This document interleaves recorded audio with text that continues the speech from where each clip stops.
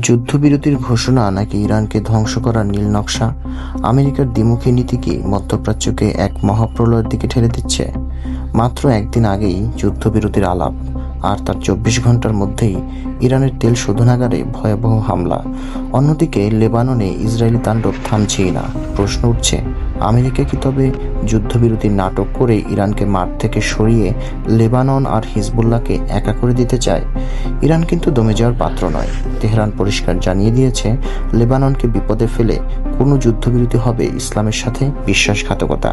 ইরানের আকাশ এখন সুরক্ষিত রাখতে বসানো হয়েছে চীনের অত্যাধুনিক নতুন এয়ার ডিফেন্স সিস্টেম। সম্মত বিশারদদের মতে এটা আমেরিকার একটি কৌশলগত চাল। প্রথমে হিজবুল্লাহকে নিঃশেষ করা, তারপর ইরানকে কোণঠাসা করে চূড়ান্ত আঘাত হানা।